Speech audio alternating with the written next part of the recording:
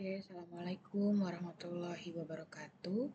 Selamat pagi, selamat siang, selamat sore, dan selamat malam. Selamat datang di mata kuliah Sejarah Desain Interior, di mana pembahasan kali ini kita akan mengulik tentang apa itu Art Nouveau, kemudian siapa saja tokoh-tokoh pentingnya, dan apa saja karya yang dihasilkan oleh tokoh-tokoh tersebut. Jadi, dari buku referensi yang telah kita gunakan sebagai acuan materi mata kuliah ini, menurut John Phil, Art Nouveau yang berarti seni baru adalah sebuah gerakan internasional yang berkembang pesat antara tahun 1890 hingga 1910. Nah, gerakan ini lahir sebagai bentuk pemberontakan total terhadap historisisme atau tren meniru gaya masa lalu seperti Neo-Gotik, kemudian Neo-Renaissance, dan juga Victorian yang mendominasi abad ke-19. Nah, ini ada 2 poin penting terkait bagaimana kita mengetahui dan mengingat sejarah dari Art Nouveau itu sendiri. Yang poin pertama adalah di momen adanya pemberontakan terhadap mesin dan juga masa lalu. Jadi, para desainer Art Nouveau menolak estetika industri massal yang kaku dan terkesan tidak ada soul-nya gitu. Namun, berbeda dengan gerakan arts and crafts yang ingin kembali ke sistem kerja manual abad pertengahan, Art Nouveau justru merangkul material baru abad industri seperti besi tempa, kemudian ada kaca. Namun, Art Nouveau ini mengolah material-material tersebut dengan cita rasa seni tinggi. Jadi tidak seperti desain-desain yang diproduksi oleh produksi massal. Kemudian poin kedua yang perlu kita ingat dengan sejarah Art Nouveau ini adalah total work of art. Nah, atau konsep Gesamtkunstwerk. Nah, ini adalah kontribusi krusial Art Nouveau yang ditekankan oleh Phil. Desainer Art Nouveau tidak hanya merancang struktur bangunan saja, tetapi merancang interior, kemudian furniture, kemudian ganggang pintu, lampu, hingga pakaian pemilik rumah itu pun dipertimbangkan supaya menjadi satu kesatuan desain yang estetikanya itu utuh. Nah, nanti mungkin teman-teman akan kita bahas lebih detail lagi di bagian contoh karya dan juga tokoh-tokohnya.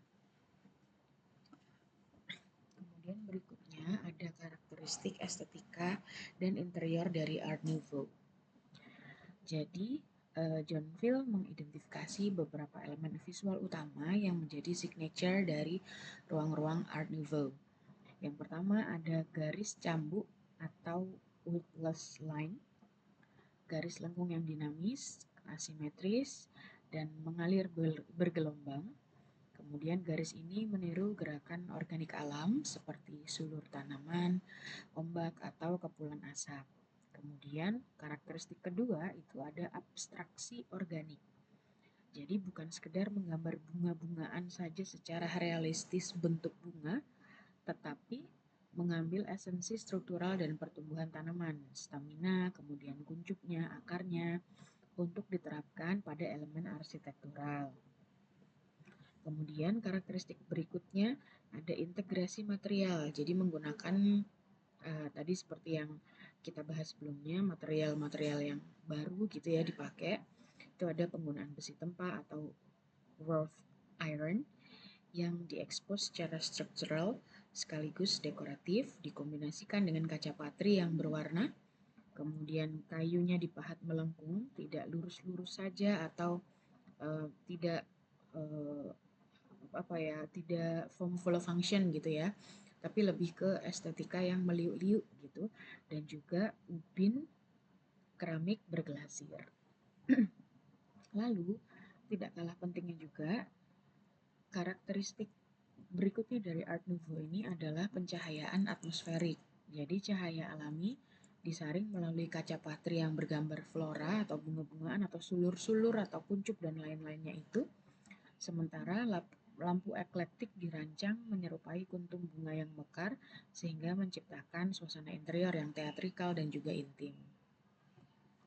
Nah, ini kita coba bahas bagaimana serta siapa saja karya masterpiece dan juga perancangnya.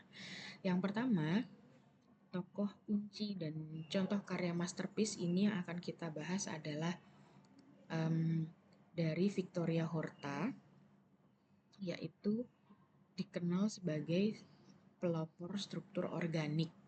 Kalau kita lihat gambar yang ada di slides ini, teman-teman bisa melihat jadi sulur-sulur atau kemudian akar-akar dan juga ranting dan cabang tanaman-tanaman itu tidak diaplikasikan hanya sebagai ornamen saja, tetapi dia justru malah sebagai struktur. Jadi karya Victoria Horta ini yang terkenal itu adalah Hotel Tassel di Brussels, dirancang tahun 1893. Di area tangga utama Hotel Tassel, Horta mengekspos tiang yang sangat ramping dari besi struktural yang mencuat ke atas dan kemudian mekar di bagian langit-langit seperti layaknya ranting pohon. Jadi tidak serta-merta membuat bentuk ranting pohon terus ditancap, kemudian bagian atas yang nempel ke plafon itu bagaimana modelnya seperti pohon gitu, bukan seperti itu, tapi lebih ke disintesa. Karakternya bagaimana, kemudian mencuatnya lengkungnya seperti apa, itu kemudian oleh Victoria Horta diinterpretasikan seperti yang ada di gambar ini.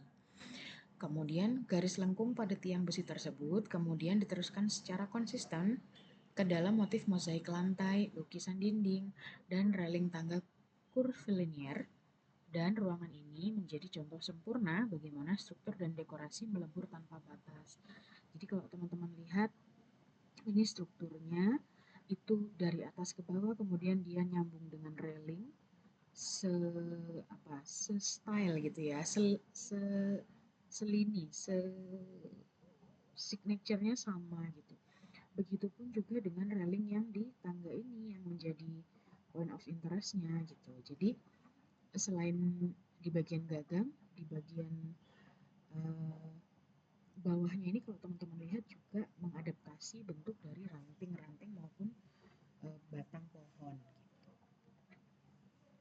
Kemudian kita bahas tokoh kedua, yaitu adalah Hector Guimard dari Prancis.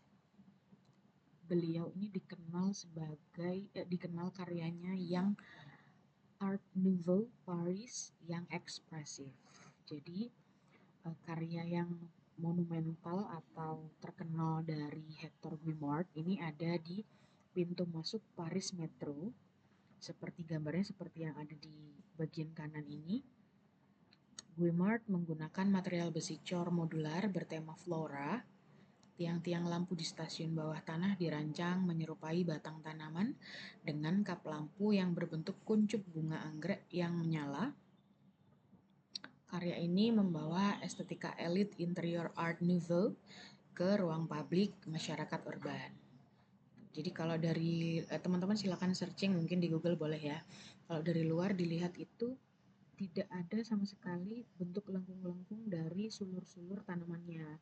Tetapi pada saat dilihat bagian pintu, ini sudah mulai ada ornamen-ornamen lengkung yang sangat unik dan ciri khas dari Art Nouveau itu sendiri.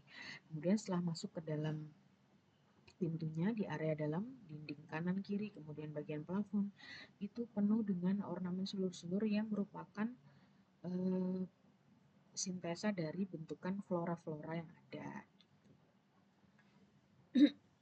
Next, kemudian karya berikutnya dan tokohnya yaitu Antoni Gaudi yang dikenal dengan modernisme yang plastis dan sculptural. Jadi karya utama dari Antonio Gaudi ini adalah Casa Batlle di Barcelona 1904 hingga 1906. Saya rasa teman-teman sudah banyak yang familiar ya dengan karya-karya beliau ini. Kalau kita search di Google itu biasanya karya-karya dari Antoni Gaudi ini seringkali muncul sebagai duta karya Art Nouveau gitu. Di dalam Casa Batlle hampir tidak ada sudut 90 derajat atau garis lurus. Dinding-dindingnya bergelombang seperti ombak. Ini kalau kita lihat di gambar ini seperti ini ya. Jadi tidak ada bentuk sudut yang 90 derajat lancip, itu tidak ada. Kemudian langit-langitnya melingkar menyerupai pusaran angin. Pusarannya ini bisa dilihat di plafon ini. Kemudian di bagian tengahnya yaitu ada lampunya ini tadi. Lalu pilar-pilar interiornya menyerupai bentuk tulang manusia atau batang pohon. Kalau kita lihat dia tuh desainnya menyatu dengan bagian atas. Jadi tidak patah gitu. Gaudi juga merancang furniture kayu ergonomis yang lengkungannya mengikuti kontur tubuh manusia. Nah, ini adalah tokoh kunci berikutnya, yaitu Charles Rennie Mackintosh dari Scotland, dikenal sebagai variasi geometris The Glasgow School. Karya utama yang fenomenal yaitu adalah The Willow Tea Room, Glasgow, yang dirancang tahun 1903. Jadi karakter desain dari Charles Rennie Mackintosh ini menggabungkan garis vertikal horizontal yang kaku dengan sentuhan lengkung organik yang sangat halus, kayak motif mawar Glasgow yang diabstraksikan begitu ya. Interior tea room didominasi warna putih, abu-abu, dan juga hitam, menciptakan ruang yang kontras, bersih, tapi tetap puitis dan dekoratif. Kemudian kursi-kursi dengan sandaran punggung tinggi, rancangan dari beliau menjadi elemen pembentuk ruang atau space diviner yang ikonik. Ini kalau kita lihat bisa dari slides ini seperti ini. Ini adalah ruang atau area untuk minum teh gitu.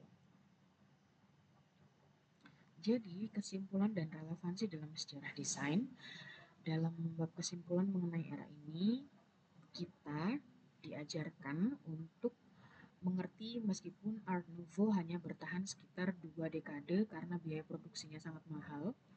Karena itu tadi ya, banyak detail, kemudian dan itu harus custom, tidak diproduksi secara massal, tidak diproduksi oleh mesin, harus melibatkan pengrajin yang ahli, maka produksinya pasti mahal dan dianggap terlalu dekoratif. Jadi gerakan ini memiliki jasa yang sangat besar terhadap yang pertama, memutus rantai historisme. Art Nouveau berhasil membuktikan bahwa dunia desain bisa menciptakan gaya baru yang benar-benar segar tanpa harus terus-menerus menengok ke belakang.